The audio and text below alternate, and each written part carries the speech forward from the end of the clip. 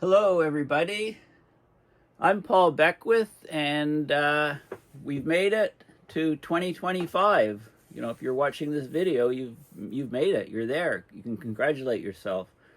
A lot of things going on around the world, and it's keeping everybody on our toes with all these geopolitical events happening. Not to mention ever worsening climate change. So a number of different people have asked me about this so-called mysterious dense fog that's been engulfing communities in the US, Canada, and the UK, raising various health concerns. One report said that the smell seemed like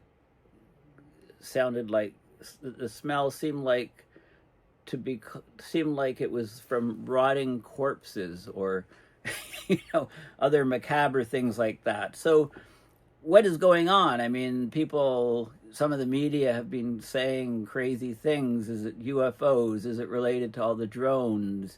Is it chemical warfare? Is it just what's causing this really, really high pollution level next to the ground, and how unsafe is it, et cetera, et cetera. So it's got a very simple explanation, actually, which is basically powerful temperature inversion, a meteorological phenomena, which I'll explain. But first, let's look at some of the articles that have been appearing on this. So this is the Economic Times. It's not some trashy tabloid. The Economic Times, the headline is "Mysterious Dense Fog Engulfs Communities in the US, Canada, and the UK, raising health concerns." So it was just updated online just yesterday. So there's this mysterious dense fog with a chemical-like odor causing various health issues across parts of the US, Canada, and the United Kingdom. There's been speculation, including theories of chemical weapons or links to drones, but no official explanations have been provided yet, according to this article. Okay, so there's this mysterious dense fog. There's burning chemical-like smells.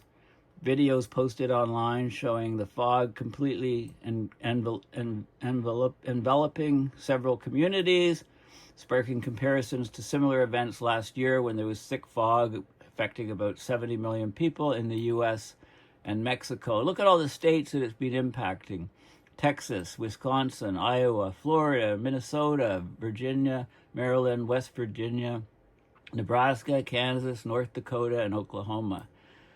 Some states have issued fog alerts. It's also in many Canadian cities, and also, as I mentioned, in the UK. So here's a Florida resident said she fell ill after spending just 10 minutes at a gas station. Within about an hour, kept sneezing over and over for 3 hours, eyes really puffy, felt feverish, warm, and with stomach cramp. So there's many speculation and many theories on the fog, and there's really only one explanation, which I'll get to. But let's look at the speculation and theories.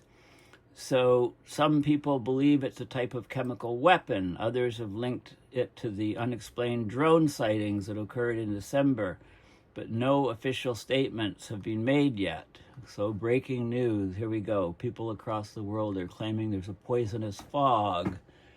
And, it's probably the Republicans. No, it's probably the Democrats. No, it's probably whoever.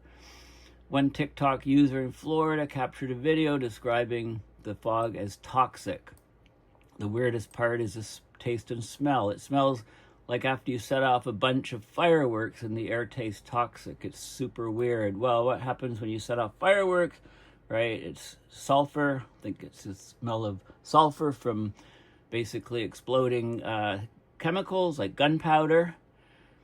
Another person on X, formerly Twitter, joked, "Did anybody have poisonous fog on their 2025 bingo cards?" Apparently there are reports of people saying this fog smells like burning plastic.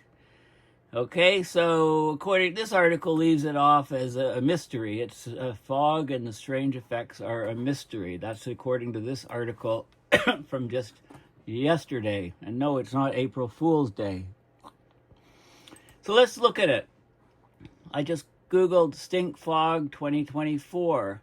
Do you mean stink dog? No, sometimes my dog is like that, but I'm talking about fog, not God or dog. So here we go. Mysterious dense fog engulfs communities. That's the Economic Times link, and there's lots of other top stories about this mystery chemical fog. Fogvid 24. Conspiracy theories about the fog. You don't have to watch that movie. The movie The Fog is great. Alien spores making people sick. There you go. So what are, those are alien spores. Internet reacts as Fogvid 24 fog. Right? And anyway, all these conspiracy theories. So let's look at a bit more detail here. Sulfur smells in the fog, right? Fireworks set off, rotten egg smell. That's probably sulfur.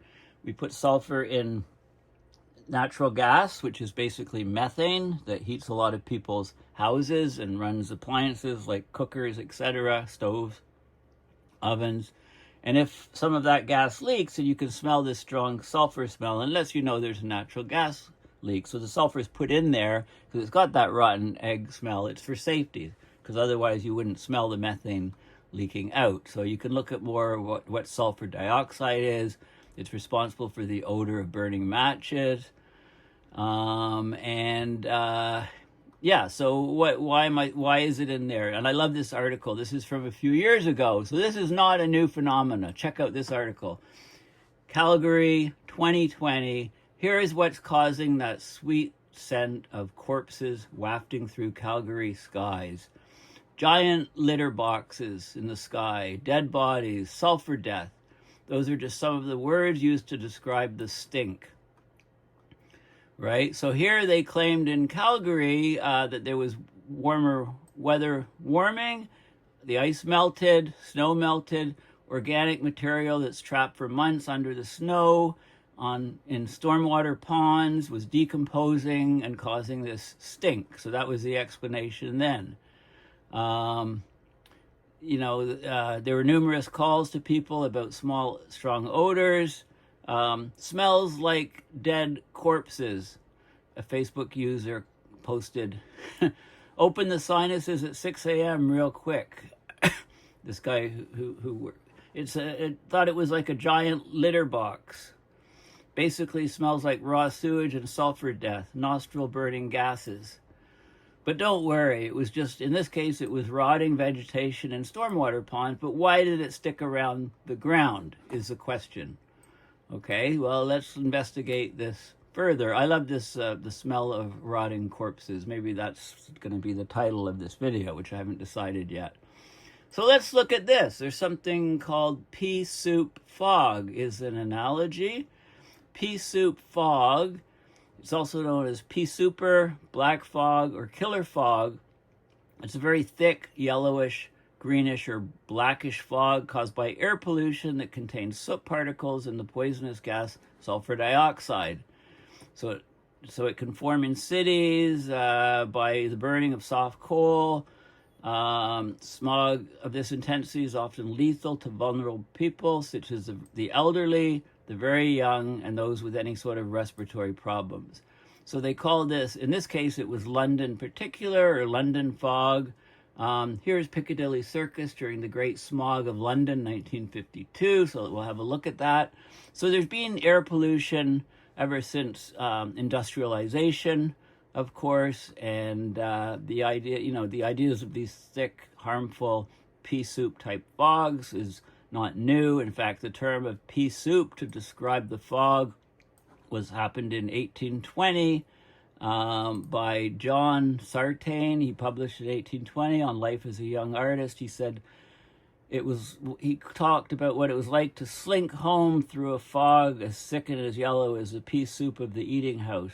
Return to your painting room, having opened the window or going out to find the stink of the paint rendered worse, if possible, by the entrance of the fog, about it being a compound from the effusions or emissions of gas pipes, tan yards, tanning tanning leather, chimneys, dyers, blanket scourers, breweries, sugar bakers, soap boilers, right? It wasn't a pristine air environment in London during the Industrial Revolution, right? So they talked about how to clean up the air, and they talked about the Great Smog of 1952. So this is probably the worst example. If you don't know about this, have a look at it. So the Great Smog of London, or the Great Smog of 1952. Severe air pollution event in London, December 1952. It was very cold weather, and then there was an anticyclone. We know that's a high pressure area, right? It's not low pressure, it's high pressure. Windless conditions often occur in an anticyclone. So the airborne pollutants from burning coal formed a thick layer of smog over the city of London. It lasted from Friday, December 5th to Tuesday, December 9th, 1952, and then it dispersed quickly when the weather changed and the anticyclone was replaced by a cyclone. So it's also called a Pea-Souper.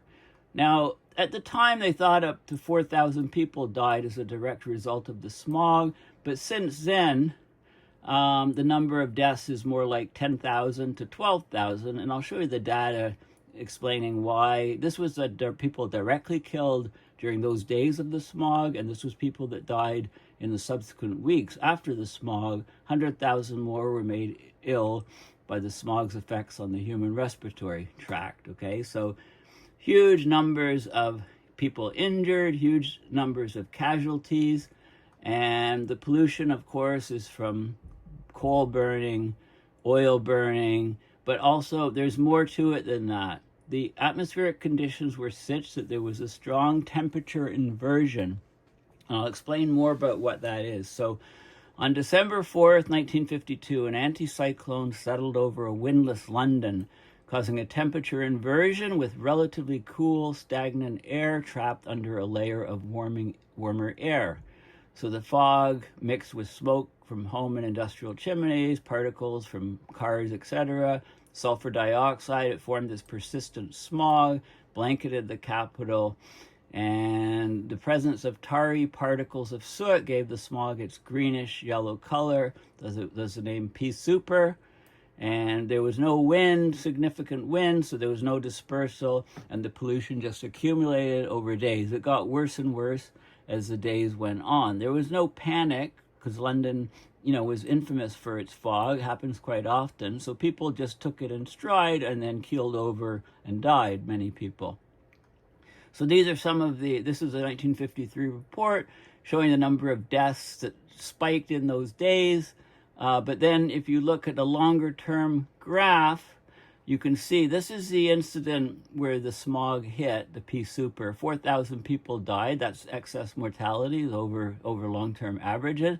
And then in the next weeks that followed, so this is in December, in January, February, the number of deaths still exceeded what it normally would by about 8,000 people. So this is where you get 4,000 plus 8,000 for total deaths of 12,000. 4,000 directly from the event, and then an additional 8,000.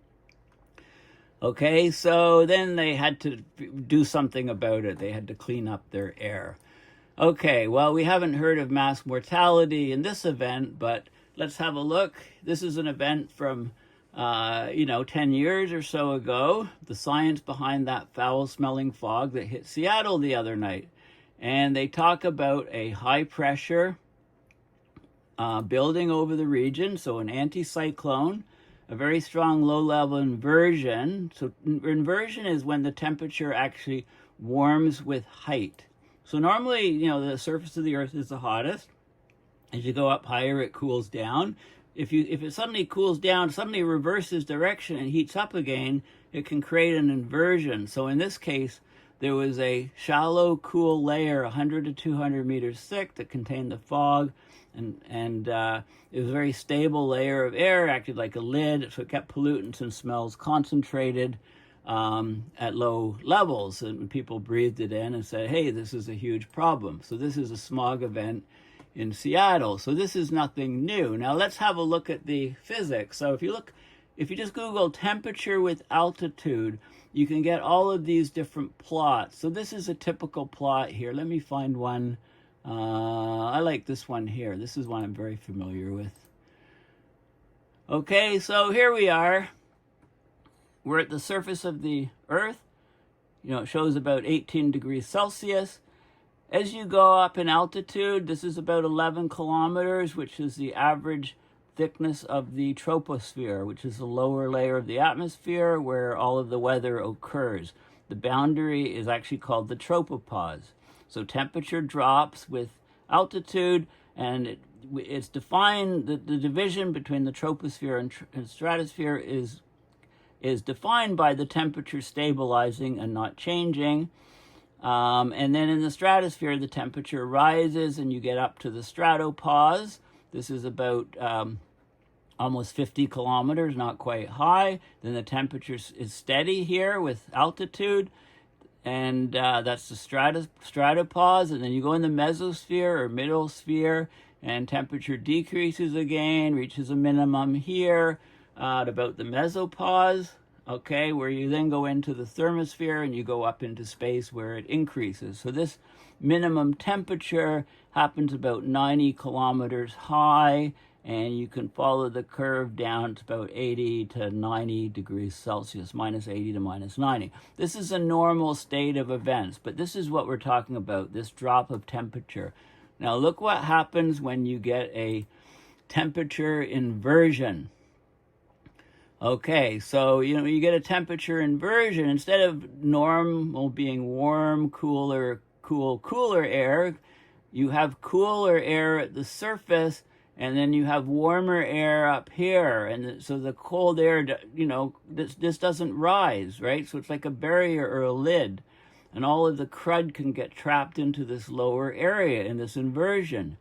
And here's an example. This is a great example over here. This picture here, you can see the fog there. You can see some chimney generating smoke, and it's just trapped. It's not going up higher. There's a temperature inversion, and it's very close to the ground. So you can imagine the air here being filled with the pollutants from cars and from chimneys and from houses, heating and stuff. The crud just gets trapped at the surface. If this was the normal state of things, we wouldn't have all of the air pollution effects that we have now, because people wouldn't live with this situation, and we'd have to, have clean burning sources. But because normally we have this situation, all this crud gets spread and dissipated into the whole atmosphere, and we don't experience it at the ground. So it shows you here, normal conditions, warm air, cooler air, cold air, the crud all rises up, warm air rises. With a temperature inversion, you get the warmer air here, so the air under here is just trapped. And you can imagine what happens when it's trapped. Here's another inversion here. This is a perfect, look at this image here. Okay, look at this. There's a strong inversion here, temperature inversion, warmer air here, colder air here. All of the crud gets trapped here. This is like the bowl in LA, for example. This is an incredibly, this is an awesome image here. In fact, let's go to the Wikipedia for that image, if it pops up. Inversion in meteorology, it shows normal atmospheric. Here's a temperature inversion in the Lake District, England. So you get clouds here. This guy's up on a hill and the air is clear. It's warmer here, and you get the clouds down here. You get the inversion. You can see where the layer is. It's like a cap. Here's smoke rising in Loch Carron, Scotland, stopped by an overlying layer of warmer air, 2006. Another beautiful photograph. Smog trapped over the city of Almaty, Kazakhstan, during a temperature inversion. So it's not LA, it's Almaty, Kazakhstan, of course. But you can get the idea. I mean, imagine the health effects of breathing this crud. Here's smoke-filled canyons in northern Arizona, 2019. You can see the smoke is trapped in the canyons. So there's inversions and so on. You can get mirages in various images. This is Shanghai, China, winter smoke. clear, filthy air, and you can see, near the surface. Temperature inversion in Slovakia. Okay, here, inversion created smog in Poland. Here you go, very clear air up above, cruddy air down here that everybody is breathing. And it shows you, okay, so there's loads of information on the web on temperature inversions. And so here we get, let's circle back to the beginning. This mysterious dense fog is not mysterious at all. It's strong temperature inversions that are trapping all of the crud near the surface. It's not chemical weapons. It's not drones. It's not UFOs. It's not some government project. It's not some conspiracy theory. It's just a plain old temperature inversion. And now you can be armed with the knowledge of what a temperature inversion is, how temperature normally changes with altitude, and how it changes with an inversion. So I forgot to show you one of the key images. Here you go. Okay, this explains it right here. Okay, so temperature inversions. Okay, it shows images. It shows, so here we go. We get, this might be 200 meters or 400 meters high, but the point is when you get, so the temperature decreases with altitude, like normal, but there's an inversion here. Temperature starts warming with altitude, and then up here, it goes back into the normal profile of a decrease with altitude, right? This is temperature and altitude. So you can see that the air basically can't go up higher because it's colder and denser. It's carrying all that crud. So the air, this is called the mixing depth. The air here is all the polluted air from industrial civilization that gets trapped in this very narrow layer. So rather than the normal case of it going up higher and just spreading and diluting throughout the atmosphere, it gets trapped and it can cause all these health problems.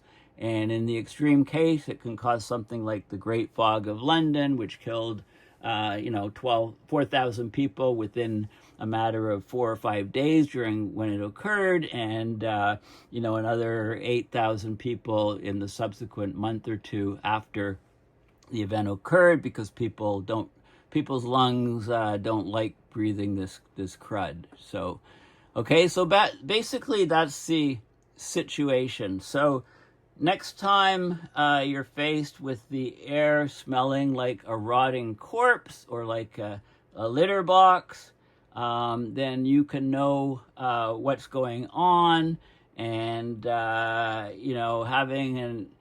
do you mitigate it? How do you deal with it if you've got very sensitive respiratory system, if you're older, very young, or you just want to stay healthy? You really want to limit your exposure to breathing this stuff. And you want to be in a clean air space. You want to, ideally have some sort of air ionization filter or Bioneer filter or some other brand, within a house. Indoor air quality is very important, as I've been emphasizing. With poor ventilation, you can get very, very high CO2 levels in indoor air, and that's very harmful to your health. But I'd rather put up with higher CO2 levels in an event like this, so you're not breathing all of this other crud, because it can be very, very life-threatening. So anyway, thank you for listening. Once again, Happy New Year 2025. Please consider donating to my PayPal account to support my research and videos. And I have a lot of things planned for the new year.